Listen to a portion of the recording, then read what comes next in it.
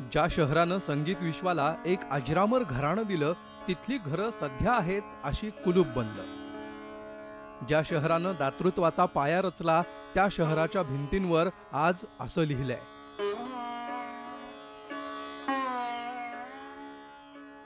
ज्या शहरानं स्वरांच्या तारा छेडल्या, त्या शहराभोवती आज अशी राजकारणाची बेसूर मैफिल रंगली आहे.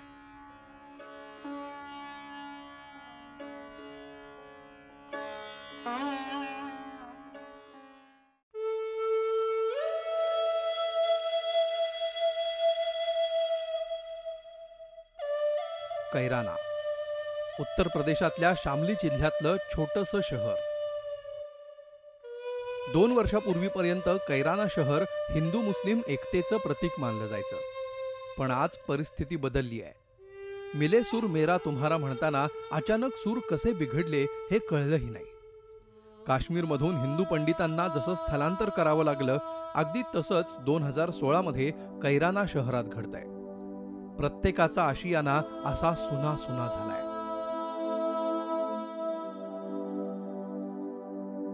जवळपास 346 हिंदू कुटुंबांनी कैराना सोडलंय. बातमी तशी छोटी होती. भाजपच्या हुकुमसिंहांनी वादाची तार छेडली आणि कैराना हे शहर उत्तर प्रदेश निवडणुकीच्या पार्श्वभूमीवर देशाच्या नकाशावर ठळकपणे समोर आलं. पण नेमकं हे शहर स्थलांतरितांसाठी ओळखलं जातं की मिनी काश्मीर म्हणून? प्रेक्षकहो, इतिहासाची पानं काही वेगळंच सांगतात. काय नेमकं दडलंय या शहरात पाहणार आहोत आमच्या खास कार्यक्रमातून.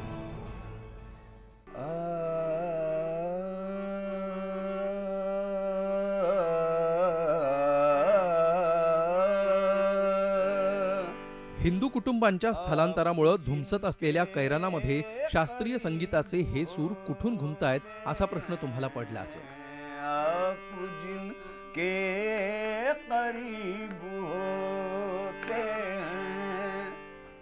तर प्रेक्षक हो, हे संगीत, हा आवाज आहे त्या किराणा घराण्याचा, ज्यानं देशाचं नाव 7 समुद्रापार नेलं.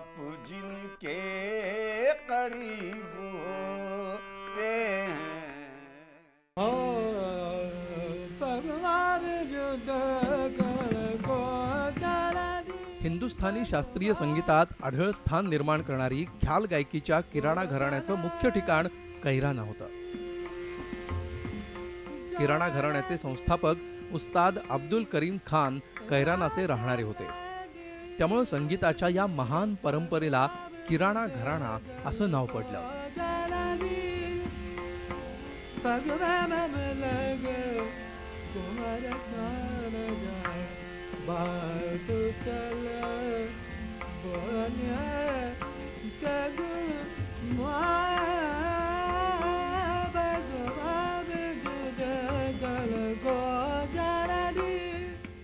अब्दुल करीम खान साहब ने इसको बहुत ज़्यादा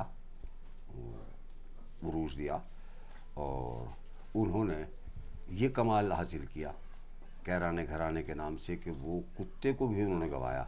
उस सुर के शहंशाह कहलाए वो, और फिर वो महाराष्ट्र में जाके उनका इंतकाल हुआ. किराणा घराण्यानं सवाई गंधर्व, भारतरत्न पंडित भीमसेन जोशी, गंगूबाई हनगळ, गझल गायिका बेगम अख्तर, उस्ताद अब्दुल वाहिद खान, केसरबाई, हिराबाई बडोदेकर, रोशन आरा बेगम या आणि अशा प्रतिभावंत गायकांना घडवलं.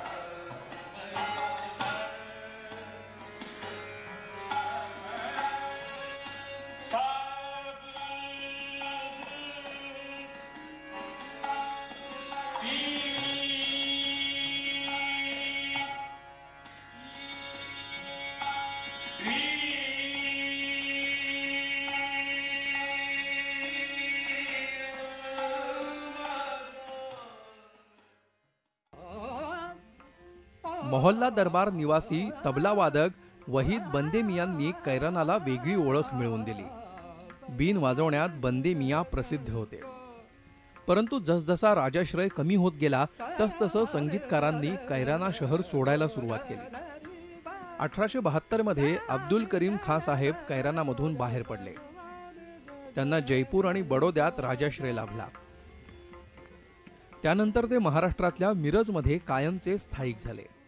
1898च्या प्लेगच्या साथीमध्ये मिरजेला मिरासाहेब दर्ग्यामध्ये सेवा करण्यासाठी म्हणून आले आणि त्यांना जी प्लेग झाला होता तो बरा झाला. त्यानंतर त्यांची मिरासाहेब दर्ग्यावर इतकी श्रद्धा बसली की त्यांनी आपलं बडोदा हे ठिकाण सोडून त्यांनी कायमस्वरूपी मिरज हे वास्तव्याला त्यांनी स्वीकारलं आणि त्यानंतर त्यांच्या मृत्यूपर्यंत ते मिरजेमध्येच वास्तव्यास होते. वाहिद खां, शकूर अली खां, बेहरे अमीर खां यांच्यासह अनेक शास्त्रीय गायक, संगीतकार हे राजाश्रयाच्या शोधात स्थलांतर करत राहिले. कैरानात जन्मलेले आणि नावाजलेले अनेक संगीतकार, कलाकार आज कोलकाता, दिल्ली, हैदराबाद, मुंबई या ठिकाणी काम करतायत. अब्दुल करीम खान साहेबांनी किराणा घराण्याची मुहूर्तमेढ केली आणि त्यांना उदंड लोकप्रियता आणि राज्याश्रय सगळ्या हिंदू स्टेट्समधून मिळाला. किराणा घराणं हे अतिशय हळुवार अंतःकरणाने गायलं जाणारं गाणं आहे. त्या गाण्याचा जो संदेश आहे तो आत्ममग्न होऊन ईश्वर तुमच्या आत आहे, तो स्वरात दडलेला आहे, त्याचं दर्शन स्वरावाटे होऊ शकेल असा संदेश देणारं हे घराणं आहे. शांतीचा आणि सुसंवादाचा संदेश जर प्रामुख्याने कोणी दिला असेल तर तो किराणा घराणे. मुझसे मिलना और आपका मिलना, मुझसे मिलना और आपका. नियाज खान कैरानामध्ये वास्तव्याला असलेले किराणा घराण्यातले शेवटचे वारसदार. 85 वर्षांचे नियाज खान यांनी कैरानामध्ये एकेकाळी अनेक संगीतकार पाहिले, त्यांच्यासोबत काम केलं, गायनासोबत येणारी समृद्धीही अनुभवली. पण आता त्यांच्याकडे संगीताशिवाय कुठलीही समृद्धी दिसत नाही. यहाँ इसका वो कुछ दिलचस्पी नहीं है यहाँ की उसको आवाम को जो इस तरफ वो, और ना ही हुकूमत से इन्होंने कुछ तलब किया कि इस सिलसिले में यहाँ कोई स्कूल इस अंदाज का कर दें कि जो हमारे बुजुर्ग इसमें वो रहकर और बच्चों को सिखाएं, निज़ाम तालीम का सिलसिला बने, ऐसा भी कुछ नहीं हुआ. तो इस वजह से मजबूरन उनको बच्चों को भी ले जाना पड़ा यहाँ से. आधी आवड आणि मगच पैसा या तत्वानं जगणाऱ्या खां साहेबांच्या घरात साधा टेबल फॅन देखील नाही. घराचे दरवाजे देखील असे मोडकळीला आले. नियाज भाईंचा मुलगा कधी कधी तबला वाजवून त्यांची साथ संगत करतो, पण त्यानंही आता या कलेकडे पाठ फिरवली आहे.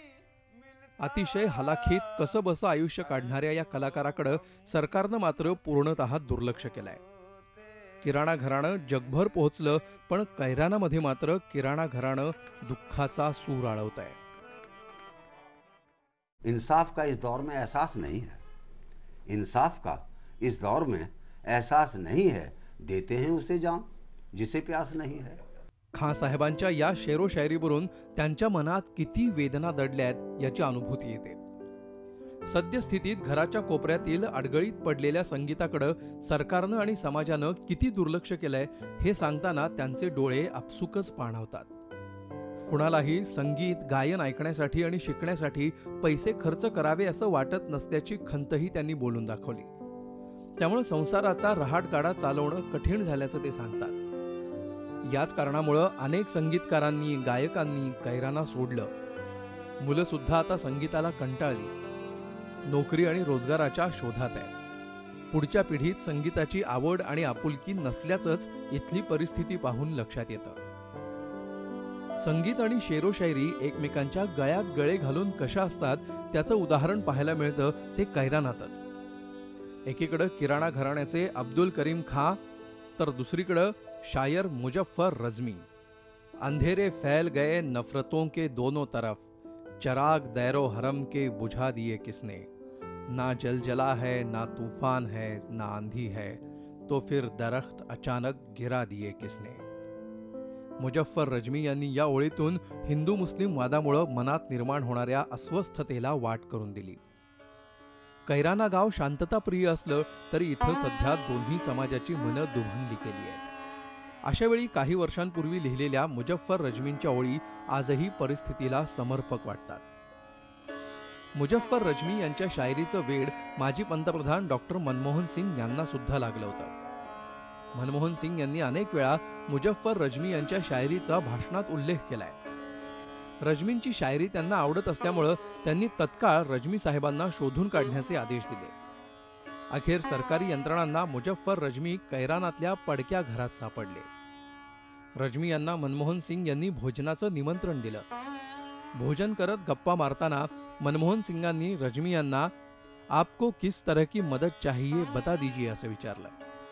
त्यावर स्वाभिमानी रजमी बस आप शायरी को याद करते रहिए एवढं बोलून निघून गेले. आपलं स्वतःचं घर असावं अशी त्यांची खूप इच्छा होती, परंतु हयात असताना त्यांना आपल्या कुटुंबासाठी एक घर देखील बांधता आलं नाही. शेरो शायरीनं वाहवा मिळते, पैसे मिळत नाहीत, परंतु रजमींनी नेहमी पैशांपेक्षा आपल्या शब्दांना आणि कलेला महत्त्व दिलं. लोग उनको कहते थे कि आप दिल्ली चले जाइए, आप बॉम्बे में रहिए, आप इतनी बड़ी चीज़ है, एक छोटे से गांव में रहते हैं. क्या लगा कि मैं इस गांव में बचपन से रहता हूँ, ये मेरी धरती भी है, ये मेरी ज़मीन भी है. मनमोहन सिंह ने कहा कि मैं आपके लिए क्या कर सकता हूँ. क्या लगा मुझे आपकी दुआ की ज़रूरत है. मैंने जो पहली किताब लिखी, मैंने कैराने का तारुफ लिखा उसमें, और मैंने कैराने के तारुफ में ये शेर सबसे पहले लिखा कि हकीकत लिख रहा हूँ, है नहीं कोई अफसाना, सदा इल्मो हुनर का घर रहा है मेरा कैराना. संगीत, शायरी एवढंच नव्हे तर महाभारतात देखील कैराना नावाचा संदर्भ सापडतो.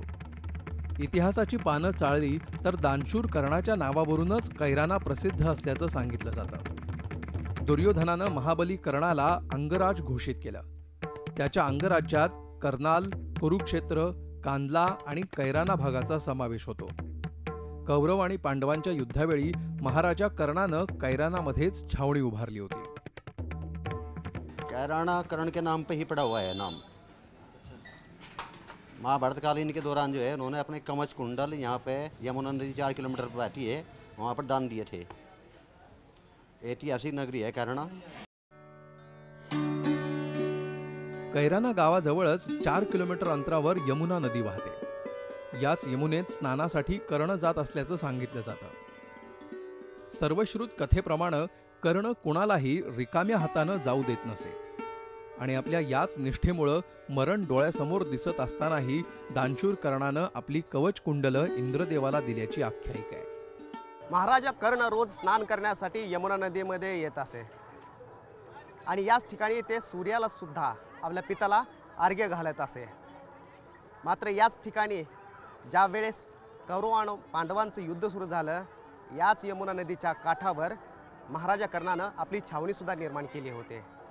आणि असं म्हणतात की याच यमुना नदीच्या काठावर जेव्हा कर्ण आंघोळीसाठी आला होता, त्याचवेळी इंद्रानं कर्णाकडून कवच कुंडलं मागितली होते आणि याच ठिकाणी आपली कवच कुंडलं काढून कर्णानं दिली होती.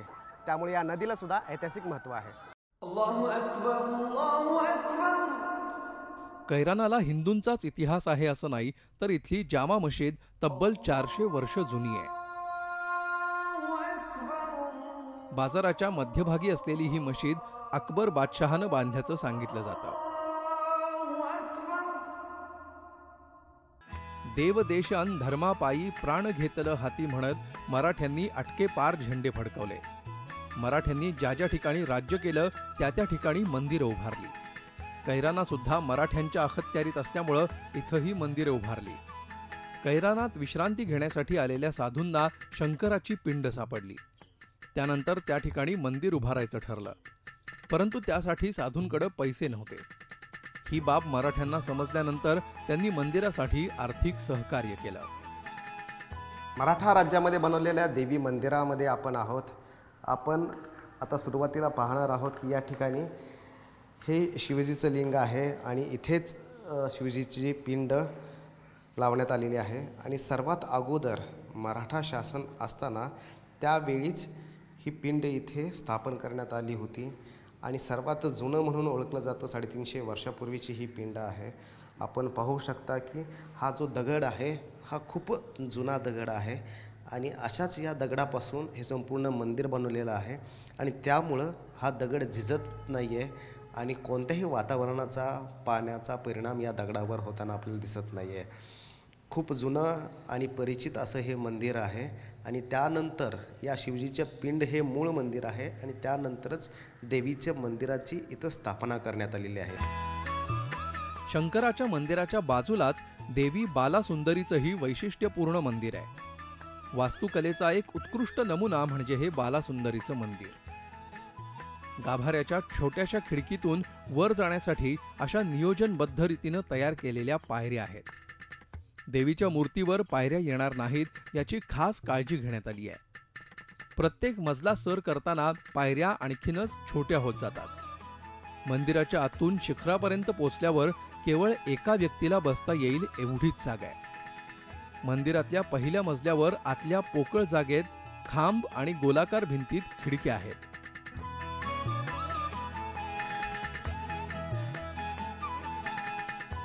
मराठ्यांचं राज्य असताना मोठी जमीन मंदिरांसाठी दिली गेली। याच परिसरात जैन मंदिर, हनुमान मंदिर, राम सीता मंदिर, देवी मंदिर अशी 7 मंदिरं उभारण्यात आली आहेत। देवी मंदिरासमोरच तळ आहे। या तळ्यातलं पाणी चवदार असल्यामुळं पानिपत युद्धावेळी मराठ्यांनी याच ठिकाणी छावणी केल्याचं सांगितलं जातं। पानीपत जब युद्ध लगा था कुरुक्षेत्र में, उस समय राजाओं की जो सेना रहती थी वो यहाँ पड़ी रहती थी, इस स्थान पे विश्राम करते थे, यानी भोजन इत्यादि यहीं बनता था उनका, भट्टियाँ चलती रहती थी। सम्राट जहांगीरानंही कैरानामध्ये काही काळ वास्तव्य केल्याचा उल्लेख सापडतो। त्यानं आपला विश्वासू नवाब मुकरब खान यांना कैराना शहर भेट म्हणून दिलं होतं। जहांगीरच्या काळातच नवाब मुकरब खान यांनी कैरानाच्या 4ही बाजूंनी दरवाजे तयार केले। ते दरवाजे अजूनही आहेत।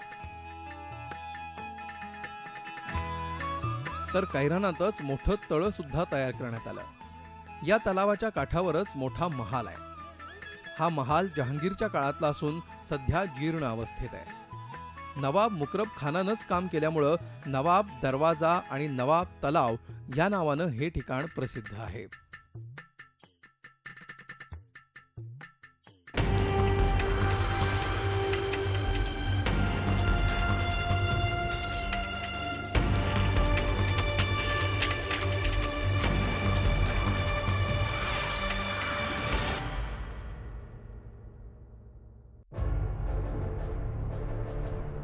कैरानामध्ये 80% मुस्लिम तर 20% हिंदू समाज आहे। परंतु बहुतेक व्यवसाय हिंदू चालवतात। रोजगार नसल्यामुळं आणि सोयी सुविधेचा अभाव असल्यामुळं अनेक जण काही वर्षांपूर्वीच स्थलांतरित झालेत। या स्थलांतरितांमध्ये जसे हिंदू लोक आहेत तशी मुस्लिमांचीही यादी मोठी आहे। खुद्द भाजपचे खासदार हुकुम सिंग हे सुद्धा स्थलांतरित आहेत। उत्तर प्रदेशच्या निवडणुका तोंडावर असतानाच स्थलांतराचा मुद्दा उकरून राजकीय पोळी भाजण्याचं काम खरोखरीच होतंय का याबद्दल झी24 तासनं इथल्या लोकांना बोलतं केलं। मैं एक मुस्लिम दुकानदार हूँ। मेरे ग्राहक बहुत सारे हिंदू ग्राहक हैं जो मेरे पास आते हैं। यहाँ पे भाईचारा है, प्यार मोहब्बत है और यहाँ पे सारा बाजार हिंदुओं का बाजार है, लेकिन मुस्लिम लोग वहाँ से खरीदारी करते हैं। ऐसा कोई बात नहीं, कभी मतलब ही नहीं इस तरह की मतलब हिंदू मुस्लिम वाली बात आपस में हमारा है ही नहीं कभी कोई। हमारे जितने भी आज़ाद मोहम्मदन भाई हैं कोई मतलब ही नहीं हमारा किसी ने कोई छेड़ा हो या इस तरह की हमें तो कोई बात लगी नहीं। स्थलांतराबरोबरच कैरानाला वेगवेगळ्या समस्यांनी ग्रासलाय। शहरात बस स्टँड नाही, दर्जेदार शिक्षणासाठी शाळा नाही, रोजगाराच्या संधी उपलब्ध नाहीत, अस्वच्छतेनं तर नागरिकांचा जीव नकोसा केलाय। मात्र प्रशासनाकडून कुठल्याही उपाययोजना करण्यात आलेल्या नाहीत। महाबलीकरणाचं कैराना हे गाव आता दुर्गंधीचं साम्राज्य निर्माण झालेलं आहे। या ठिकाणी वेगवेगळ्या आजारांनी इथल्या नागरिकांना ग्रासलेलं आहे। रुग्णालयामध्ये व्यवस्थासुद्धा एवढ्या पुरेशा नाही आहेत आणि यासाठी जबाबदार इथलं सरकारच आहे। सरकारमुळं इथल्या नागरिकांना आता मुठीत जीव धरून जगावं लागतंय। त्यामुळे जगावं की मरावं हा प्रश्न इथे निर्माण झालेला आहे। सरकारी रुग्णालयाची अवस्था अत्यंत बिकट आहे। लोकसंख्येच्या तुलनेत डॉक्टरांची संख्या कमी आहे। रुग्णालयात एकही स्पेशलिस्ट डॉक्टर उपलब्ध नाही। गेल्या अनेक वर्षांपासून अशीच अवस्था इथं पाहायला मिळते। या ठिकाणी रोज मोठ्या प्रमाणावर ॲलर्जीनं त्रासलेले रुग्ण येतात, परंतु गेल्या 6 महिन्यापासून या ठिकाणी ॲलर्जी कमी करणारी औषधही उपलब्ध नाहीत। त्यामुळे रुग्णांना हात हलवतच परतावं लागतंय। वे महीनों से आ रहे हैं, बिजनौर के आ रहे हैं, यहाँ से हमारे यहाँ काम कर रहे हैं। इनके बेचारों परेशान एलर्जी का इन्हें मका जी शीशी दे दो भाई, यहाँ 6 महीने से शीशी नहीं आ रही। मोस्टली मरीज जो है यहाँ पे एलर्जी के पेशेंट ज़्यादा आ रहे, वैसे फीवर भी है और फीवर में मोस्टली वायरल फीवर है। वो जो वायरल फीवर तो कोई वो नहीं होता, और जहाँ एलर्जी जो है थोड़ा गंदगी की वजह से है। कैरानाला संघर्षाची पार्श्वभूमी महाभारत काळापासून आहे। महाभारताच्या युद्धाप्रमाणेच कैराना आताही राजकीय खेळीत धुमसते। पांडव कौरवांचे युद्ध म्हणजे चांगल्या आणि वाईट प्रवृत्तींचा लढा होता। यात पांडवांचा विजय झाला असला तरी कलियुगातील महाभारतात मात्र राजकारणातील शकुनी मामांचे डाव बरोबर पडत चाललेत। कैरानातील जनतेला पुन्हा एकदा महाभारत नको आहे, पण हिंदू पलायनावरून राजकीय नेत्यांनी महाभारत घडवून आणले। याही युद्धात सत्याचा विजय हो हीच अपेक्षा।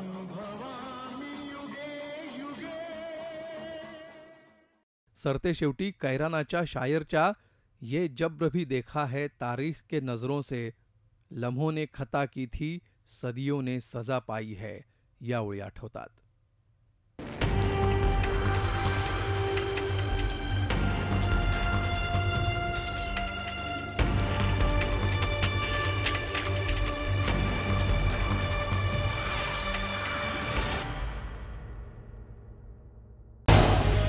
झी 24 तास रहा एक पाऊल